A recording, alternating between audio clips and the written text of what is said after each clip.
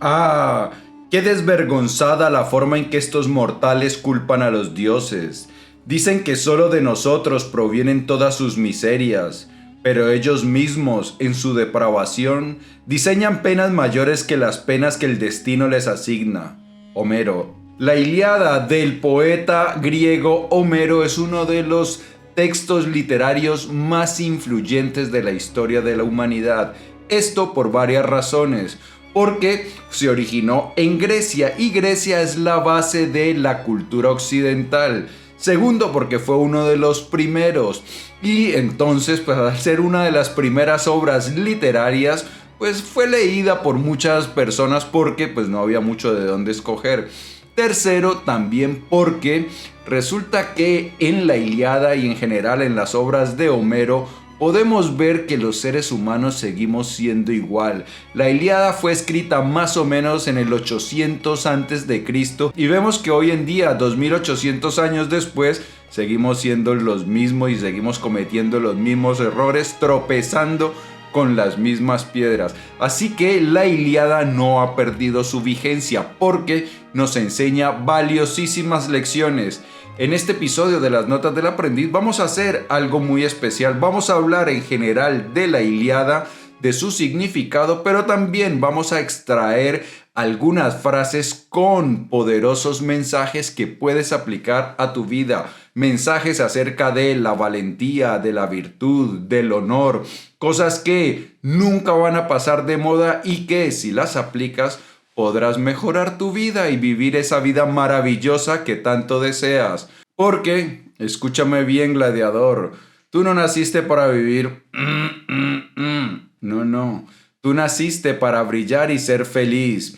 Y como esto de brillar y ser feliz no solo es importante, sino que es urgente, empecemos. Bien, lo que vamos a hacer entonces en este episodio es hablar primero en general de la obra, de su argumento y algunas de sus enseñanzas más generales, y luego nos iremos a pedazos de texto, a algunas frases, párrafos que tienen poderosas enseñanzas y que vamos a ir comentándolas. Lo primero es que, bueno, la Ilíada, la versión que me leí, pues es esta, que es una versión moderna. La Ilíada es una obra que es difícil de leer porque su estilo narrativo pues está ya muy lejano de lo que nosotros estamos acostumbrados, entonces cuesta leerla. Y originalmente es un poema, así que en poesía es mucho más difícil de leer. Hoy, por fortuna, hay algunas traducciones que, aunque son más amables, tampoco eso quiere decir que se lean así muy fácilmente. Sin embargo, con la Ilíada pasa como con el ejercicio. Muchas veces estás corriendo, haciendo ejercicio y no disfrutas mientras estás haciendo ejercicio, pero una vez terminas, te sientes bien. Porque, como lo dije antes, no solo tiene grandes lecciones, sino que al ser algo que ha influido a tantos personajes, que ha sido tan importante en nuestra cultura, pues aquellos que somos curiosos y que nos gusta aprender, pues disfrutamos de haber podido meterle el diente a un texto que ha sido tan influyente en la historia. Pues bien, vamos entonces con la trama. ¿De qué va más o menos la Ilíada? La Ilíada es una guerra entre troyanos y griegos. Y esa guerra tuvo un origen muy particular.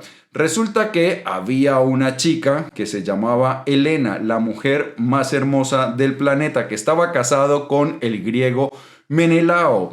Y París, un troyano, pues se fue a casa de Menelao, le dijo que iban a hacer negocios, que quería verlo, compartir un rato juntos, hablar, tomarse unos traguitos, y resulta que pues el Menelao lo recibió muy amablemente y durante la noche el ruin de París, el traicionero de París, lo que ha hecho es robarse a la mujer y robarse también las riquezas de Menelao y salió despavorido para Troya. Menelao pues ha dicho, mira lo que ha hecho, este bribón lo que ha hecho, y entonces convocó a un grupo de guerreros griegos para que lo acompañaran a rescatar a su mujer y vengar su honor. Pues bien, y muchos de los mejores guerreros griegos pues se apuntaron para esa aventura con Menelao, pero hay que explicar algo. Resulta que cuando el papá de Helena le estaba buscando marido, pues varias personas muy ilustres, príncipes de diferentes regiones de Grecia, se apuntaron. Entonces aparecieron a un evento que organizó el papá de Helena para que Helena escogiera cuál iba a ser su marido. Y Helena escogió a Menelao. Pero antes de la elección habían llegado a un acuerdo los pretendientes, y ese acuerdo consistía en que se iba a respetar la decisión de Helena, es decir, el que Helena escogiera, pues los otros no iban a decir nada, y es más, los demás se comprometían a que si a Helena le pasaba algo, si alguno intentaba raptar a Helena, llevársela por la fuerza, el resto iba a defenderlas. Entonces, cuando París se llevó a Helena, pues Menelao lo que hizo fue llamar a los otros pretendientes y les dijo: chicos, habíamos hecho un compromiso que me iban a defender si alguien se llevaba a Helena, y entonces pues la mayoría cumplieron con su palabra y se fueron a atacar a Troya. Ahora bien, ese es el origen de la guerra. Sin embargo,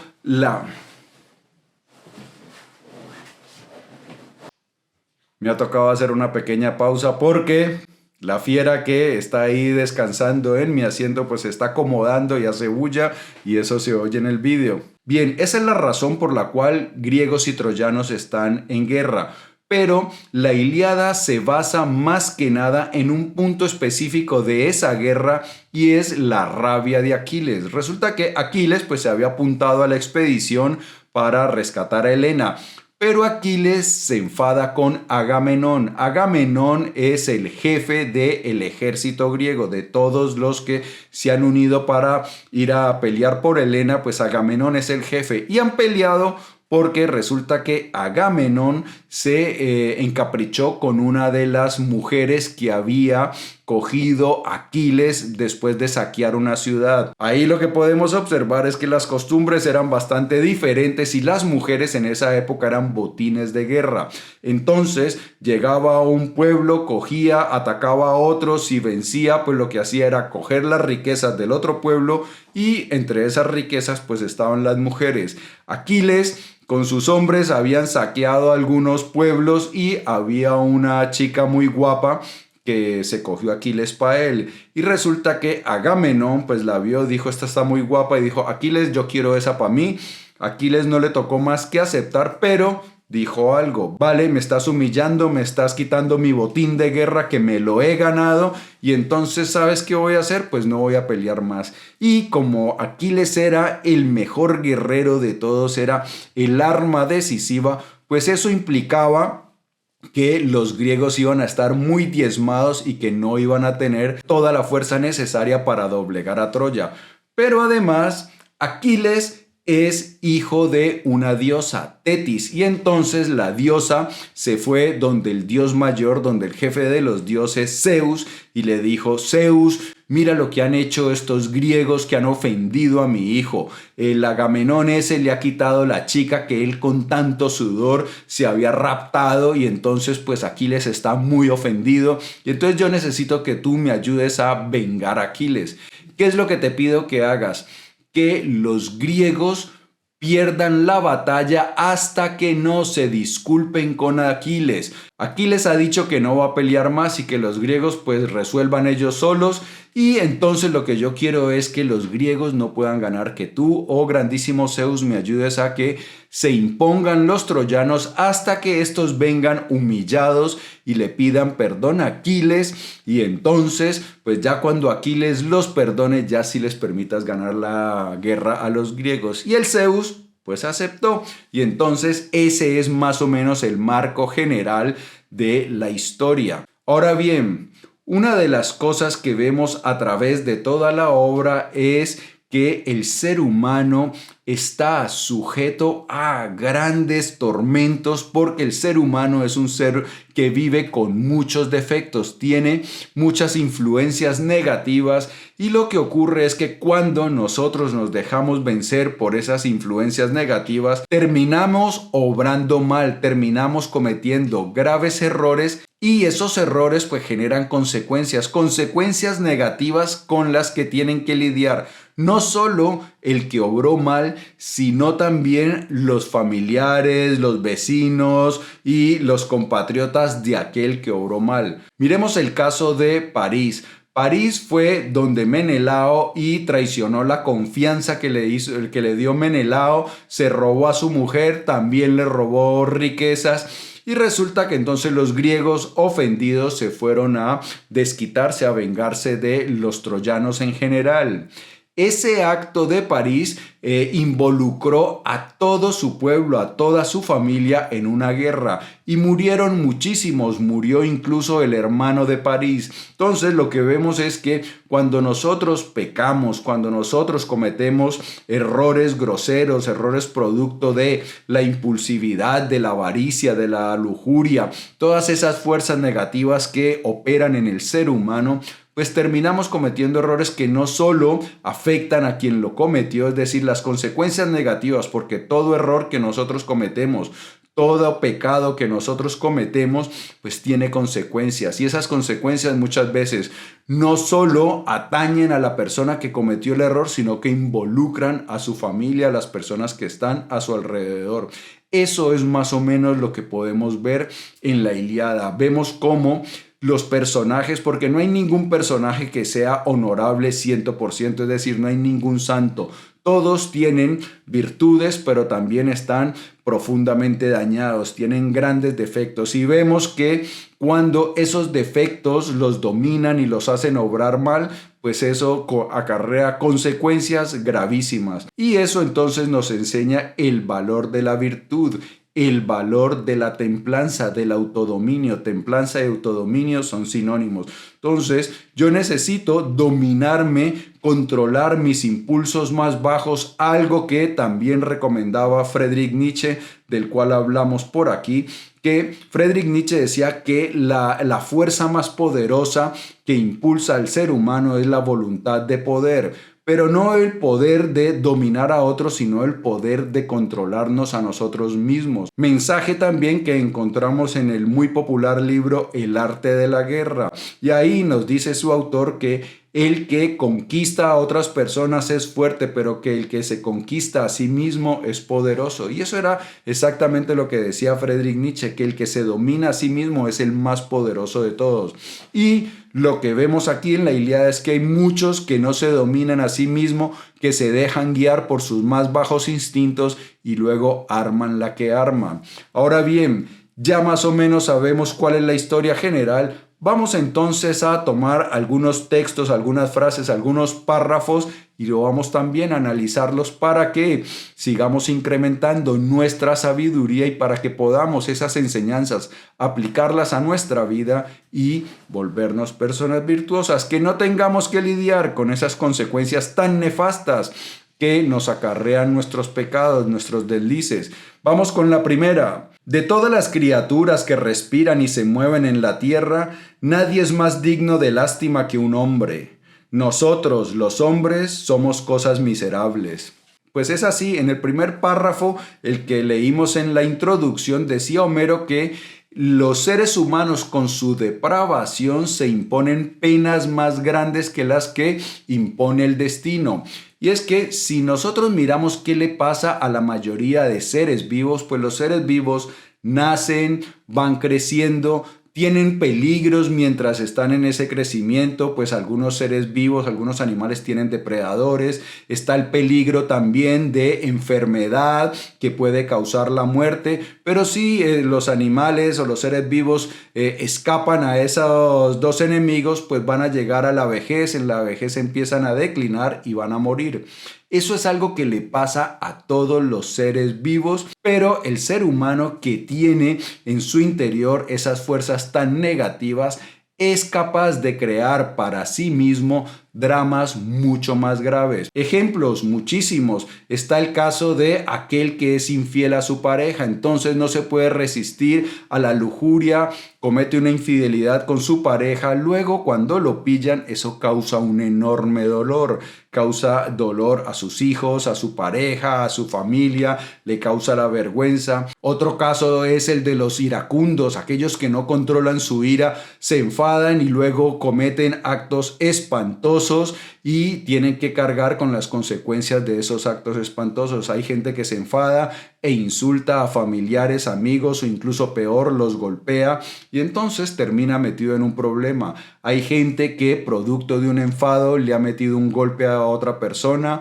y esa persona ha fallecido y luego en la cárcel, todo por un enfado. Entonces, pues esa es la enseñanza de esta primera frase. La realidad pues nos ofrece ciertas dificultades, pero nosotros si no controlamos nuestros impulsos más bajos, más primitivos, somos capaces de traer más infierno a la tierra, a nuestra existencia del que nos tocaría. Vamos con la siguiente. El tipo de palabras que un hombre dice es el tipo de palabras que escucha a cambio. Esto no va solo de palabras, sino de actos también. El tipo de palabras y de acciones que tú realizas es el tipo de palabras y de acciones que recibirás a cambio. Y esto es igual al concepto de karma en el hinduismo. El karma, ¿qué es lo que significa? Que cada acto que tú haces tiene consecuencias y que no puedes escapar de las consecuencias de tus actos. Entonces, si tú decides obrar mal, pues vas a recibir consecuencias negativas a cambio. Por el contrario, si tú dices palabras amables, si tú realizas actos amables, eso es lo que vas a recibir a cambio y tu vida va a ser diferente, va a ser mucho más esplendorosa. Por eso se equivoca quien cree que a través de los engaños y de malas acciones puede ser realmente feliz. No, la virtud es un requisito fundamental para la felicidad. Si tú te comportas de una manera honorable, tu vida va a ser agradable. Rey Zeus, dijo Menelao, concédeme la venganza contra París, que me ha ofendido. Haz que muera a mis manos para que en épocas venideras los hombres teman cometer maldades en la casa de su anfitrión. En las culturas primitivas vemos que se impone algo que se ha llamado la cultura del honor. La cultura del honor es esa cultura del ojo por ojo, diente por diente. Y es una forma que tenían nuestros ancestros de controlarse los unos a los otros. Porque si yo sé que si cometo un acto negativo me tengo que enfrentar con las consecuencias negativas, es decir, si yo sé que si ofendo a alguien esa persona va a venir a desquitarse, pues me lo voy a pensar antes de ofender. Las culturas del honor prevalecían antes de que existiera el Estado. Cuando surge el Estado, pues el Estado es el que se hace cargo ahora de la justicia. Entonces ya tú no tienes que aplicar el ojo por ojo, diente por diente, sino que si alguien te ofende, se aprovecha de ti, te estafa o algo así parecido, pues vas ante la justicia, le pones una demanda y el Estado se encarga de hacer justicia. Sin embargo, hay una cosa muy importante que dice Menelao. Permíteme vengarme para que otros no cometan este mismo crimen. Y eso era uno de los objetivos del Código del Honor. No solo se buscaba desquitarse de aquel que cometió ese crimen, sino que buscaba disuadir a aquellos que pensaran después cometer otros crímenes. Porque si tú ves lo que le pasaba a París, si por ejemplo llega Menelao y se desquita de París y entonces lo mata y lo mata de una forma pública, algo que se usaba hasta hace bastante poco, por ejemplo, acordémonos de las guillotinas, de las crucifixiones y todas esas cosas, pues eso se hacía era para asustar a aquellos que pensaban en obrar mal, que pensaban en violar las leyes. Entonces, no, la venganza no solo busca desquitarse o castigar a aquel que cometió un mal acto, sino disuadir al resto de la población para que no cometan actos, porque si ven, si yo hago eso, mira lo que me puede pasar, mejor no me robo la Helena. Existe el calor del amor, la ráfaga palpitante del anhelo, el susurro del amante irresistible, magia para volver loco al hombre más cuerdo. Nosotros los seres humanos estamos sometidos a fuerzas que son pasiones y entonces a veces nos puede gustar o el juego o el poder o la lujuria y el amor, como no, es una de esas pasiones que ciega el entendimiento de las personas y los hace obrar mal. Por eso todas las pasiones hay que controlarlas. No se trata de decir que no vamos a amar, pero no debemos amar con locura, no debemos amar irracionalmente. Debemos mantener la ecuanimidad, porque cuando perdemos la ecuanimidad, el equilibrio, pues somos propensos a cometer errores como el que cometió París, y eso puede causar entonces destrucción. Es como aquel que se encapricha con quien no debe encapricharse, el casado o la casada que se encapricha con el que no debe encapricharse, entonces comete ese adulterio, luego la pillan y causa destrucción, causa dolor en su familia. Entonces mejor controladitos. Ofuscación. La mayor de las hijas de Zeus cierra los ojos de los hombres para llevarlos a su destrucción. Se mueve con delicadeza, no sobre el suelo sólido, sino que planea sobre la cabeza de los hombres para hacerlos tropezar o tenderles trampas. Ofuscación, la rabia, pues es una de las hijas, la hija mayor de Zeus, y está presente en todos nosotros. Y resulta que cuando nosotros dejamos que la ofuscación nos controle, pues muchas veces terminamos metidos en líos gordos. Nadie puede llevarme al Hades antes de tiempo, pero si la hora de un hombre ha llegado, sea valiente o sea cobarde, no hay escapatoria para él una vez que ha nacido. El Hades es el inframundo, el lugar a donde van las personas que han muerto. Entonces lo que dice es que nadie se muere antes de que le toque, y ya sea valiente o cobarde va a morir cuando le toca morir. Y esto lo que nos habla es de una de las creencias de la cultura griega. Los griegos, y dentro de ellos estaban los estoicos, como no, creían en el destino. Los griegos creían que el universo se había puesto en marcha, y es como más o menos lo que ocurre con las fichas de dominó, que tú ves que se hacen figuras con la ficha de dominó. Entonces que se tira la primera ficha de dominó, esa tumba a la segunda tumba a la tercera, así sucesivamente, y entonces van ocurriendo cosas, pero que ya están como predeterminadas, porque lo que ocurre después es consecuencia de lo que ocurrió antes, y lo que ocurre después de después pues es otra consecuencia más. Y así pensaban los griegos que funcionaba el universo, que cuando se puso en marcha, pues las primeras cosas que ocurrieron generan unas consecuencias, y esas a su vez generan otras consecuencias. Es decir, que el destino de cada uno de nosotros ya está dictado desde el principio de los tiempos, y que por eso cuando nos llega la hora, pues nos llegó. No hay nada que se pueda hacer. Sin avisar, su espada desenvaina el valiente y no pregunta por su suerte, le basta la causa de su patria. En esas épocas la valentía era algo muy apreciado, pero no solo en esas épocas. La valentía es algo apreciado en todas las épocas. Y lo que nos dice es que en esa época el valiente no pregunta, ay, ¿será que puedo ganar o no? No. Él, si la causa es justa, se lanza por ese objetivo, se lanza a la lucha. Y esto nos sirve a nosotros también como enseñanza hoy en día. Muchas veces no hacemos lo que queremos hacer, muchas veces no perseguimos nuestros sueños porque pensamos, ay, pues es que eso es muy difícil, quizá no lo consiga, y como quizá no lo consiga, como quizás fracase, mejor me quedo aquí en mi zona de confort, en este trabajo que no me gusta. Sí, tengo sueños, pero como son tan lejanos, tan difíciles, yo no lo voy a intentar. Eso no es valentía. Lo que nos dicen aquí en la Ilíada es que el valiente no pregunta si tiene posibilidades de ganar o de perder, sino que la causa es justa, pues bien, ahí voy. Agamenón recorrió sus filas y les arengó. Amigos, dijo, comportaos como valientes y rehuid la deshonra ante los demás en mitad del combate. Quienes rehuyen la deshonra viven más que mueren. En cambio, quienes huyen no salvan ni la vida ni la fama. Agamenón dice que los que rehuyen la deshonra, es decir, aquellos que son valientes y que por evitar la deshonra van y atacan y se enfrentan al peligro, viven más que mueren, es decir, que tienen más probabilidades de triunfar, y que aparte pues no solo triunfan, sino que también ganan honores para él. Eso es lo que ocurre en la vida en general. Hay otro dicho que dice, la suerte favorece a los valientes. Y es que cuando nosotros con valentía nos lanzamos por esos objetivos que tenemos, las probabilidades de conseguirlos son enormes, porque dentro de cada uno de nosotros yacen enormes recursos, grandes fortalezas que nos permiten alcanzar aquello que nos proponemos. Entonces, no dejemos que la cobardía, que el miedo, que la duda nos impida lanzarnos a la batalla por conseguir la vida de nuestros sueños, esos objetivos tan maravillosos con los cuales soñamos. Continuemos.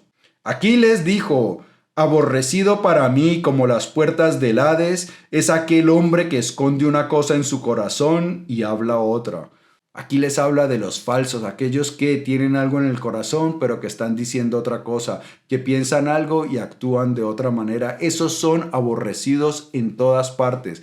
Por eso, muy importante la integridad. Que nosotros actuemos de acuerdo a como nosotros pensemos. Descartemos la mentira. Aquel que dice mentiras enreda su vida, porque las mentiras nunca conducen a nada bueno, y normalmente muchas mentiras son producto de la cobardía. Por eso la valentía es algo que nunca va a pasar de moda. Muchas veces te invitan: mira que vamos a tal reunión, y te da pereza y entonces dices una mentira. Ay, no, es que tengo otro compromiso. ¿Por qué no dices la verdad? Por cobardía, porque no quieres quedar mal ante el otro. Entonces, lo mejor que podemos nosotros hacer es negarnos ya mismo a decir cualquier tipo de mentiras. Y eso, sin ninguna duda, mejora nuestra vida. Cuando los ancianos vieron llegar a Helena a la torre, se dijeron en voz baja unos a otros: no sorprende que los troyanos y los griegos batallen tanto y tanto tiempo por una mujer tan bella y maravillosa. Pero, por muy hermosa que sea, es mejor que se la lleven, o nos traerá desdichas a nosotros y a nuestros hijos después de nosotros. Los ancianos sabios de Troya vieron a Helena y dijeron: pues sí, es que está guapísima, bellísima, pues no es raro que esta gente ande como locos peleándose por ella. Pero, dijeron los ancianos muy sabios, mejor que se lleven a Helena. ¿Qué significa esto? Pues muchas veces hay cosas que sabemos que están en nuestra vida que nos van a causar problemas, y lo mejor antes de tratar de evitar los problemas es desprendernos de eso.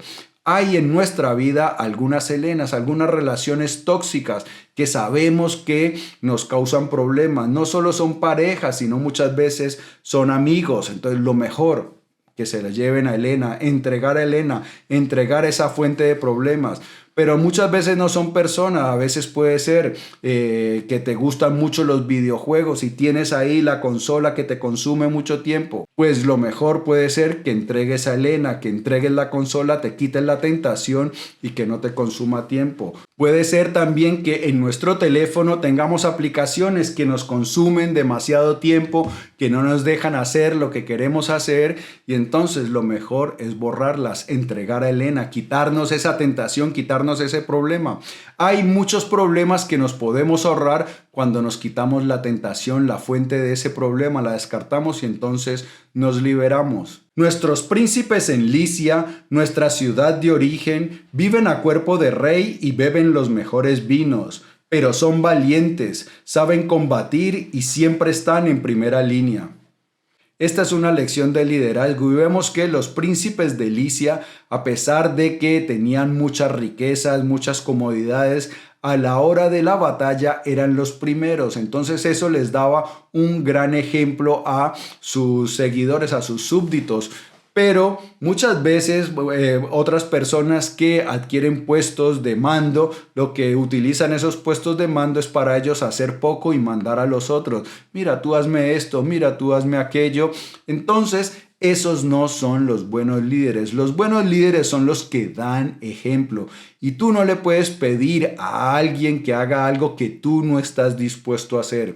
Eso se nota y entonces la gente no te va a seguir. Esas son las principales lecciones de la Ilíada, amigo mío y amiga mía. Si este episodio te ha gustado, dale por favor dedito arriba. Te invito a que lo compartas para que me ayudes a que hagamos viral la sabiduría. Antes de marcharte, no olvides suscribirte. Y por aquí, otro episodio de las Notas del Aprendiz, cargado de valiosísimas lecciones. Yo en ti Todos los días pienso en cómo te ayudo a crecer más rápido y amar más grande, que es lo importante. Por eso, nos vemos muy pronto, gladiador. Chao.